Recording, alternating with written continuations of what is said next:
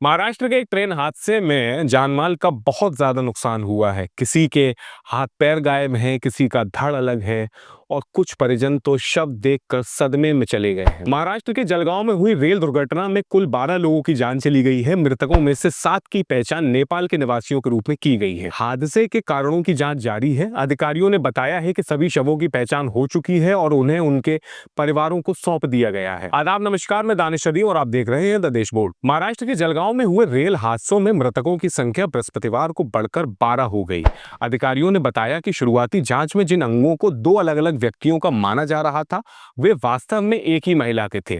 राज्य सरकार के एक अधिकारी ने पहले जानकारी दी थी कि पटरियों के किनारे एक महिला का विक्षत शव मिलने के बाद मृतकों की संख्या 13 हो गई थी। पुलिस के अनुसार एक व्यक्ति ने इन अंगों की पहचान अपनी मां के रूप में की। यह दुखद घटना बुधवार शाम जलगांव जिले में घटी, जब मुंबई जा रही पुष्पक एक्सप्रेस में चेन पुलिंग के कारण कुछ यात्री ट्रेन से नीचे उतर गए। दुर्भाग्य से वे विपरीत दिशा से आ रही एक अन्य ट्रेन की चपेट में आ गए। अधिकारियों ने पुष्टि की है कि जलगांव के सरकारी मेडिकल कॉलेज और अस्पताल के आधिकारिक तौर पर मृतकों की संख्या 12 बताई है, क्योंकि धड़ और शरीर के हिस्से एक ही महिला के थे, जिसकी पहचान उसके बेटे ने की। अधिकारी ने जानकारी दी कि सभी शवों की पहचान पूरी तरह कर ली गई है और उनके परिजनों के सुपुर्द कर दिया गया है। रेलवे बोर्ड ने गुरुवार को बताया कि ट्रेन हादसे की जांच के लिए रेलवे के 5 वरिष्ठ अधिकारियों की एक टीम ने काम शुरू कर दिया है।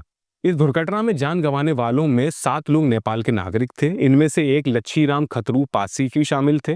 उनके परिवार को न केवल उनकी मौत का गम सहना पड़ा, बल्कि उनके शत विक्षत शव की पहचान करने जैसी बेहद कष्टदायक प्रक्रिया से भी गुजरना पड़ा। अधिकारी ने बताया कि सभी शवों की पहचान पूरी कर ली गई है और उन्हें उनके परिवार के सदस्य को सौंप दिया गया है। रेलवे बोर्ड ने गुरुवार को जानकारी दी कि दुर्घटना की जांच के लिए 5 वरिष्ठ अधिकारियों की टीम को तैनात किया गया है। इस घटना में मारे गए लोगों में 7 नेपाल के नागरिक थे। इनमें से एक लच्छीराम खतरू पासी भी थे। उनके परिवारों को न केवल उनके निधन का गहरा दुख सहना पड़ा, बल्कि शव की पहचान करने की दर्दनाक प्रक्रिया से भी गुजरना पड़ा। उन्होंने बताया कि लच्छीराम पासी को छोड़कर बाकी सभी लोग बच गए। रामरंग ने कहा कि उन्होंने अपने चाचा को उनके चेहरे और कपड़ों से पहचाना, लेकिन ये दृश्य इतना भयानक था कि एक पल के लिए वह पूरी तरह से सन्न रह गए। उन्होंने ये भी बताया कि वे अपने चाचा के शव को नेपाल स्थित उनके पैतृक गांव ले जाना चाहते हैं। लच्छीराम के साथ नेपाल के एक श्रमिक शौकत अली ने उस भयानक घटना को याद करते हुए कहा कि ट्रेन में आग लगने की अफवाह थी। हम बोगी के अंदर धुआं देख रहे थे। जैसे ही ट्रेन धीमी पड़ी, हम जल्दी से नीचे कूदे और ट्रेन खाली हो गई। उन्होंने बताया कि जैसे ही वे नीचे उतरे, कुछ ही मिनटों में विपरीत दिशा से आ रही दूसरी ट्रेन उनके पास आ गई। वे कहते हैं कि इससे पहले कि हम कुछ समझ पाते, सभी लोग अपनी जान बचाने के लिए इधर उधर दौड़ने लगे। अली ने बताया कि हमें दोनों ट्रेनों के बीच एक छोटी सी जगह मिली और हम एक दूसरे को पकड़कर वहीं लेट गए। इस तरह हम बच गए।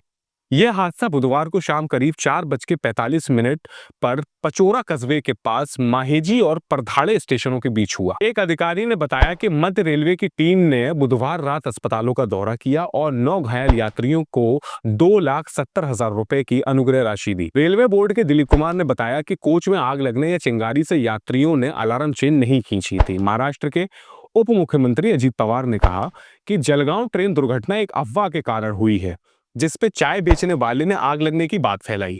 अफवाह के बाद लोग घबराए हुए कुछ यात्रियों ने ट्रेन से कूदकर जान बचाई। रेलवे बोर्ड ने बताया कि 5 वरिष्ठ अधिकारियों की टीम ने दुर्घटना की जांच शुरू कर दी है।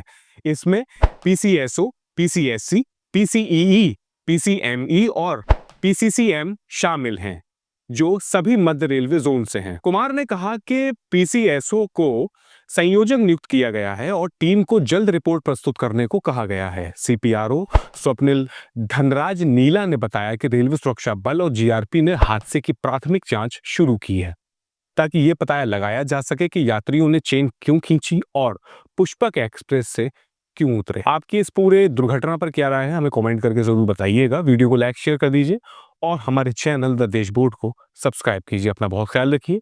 बहुत शुक्रिया।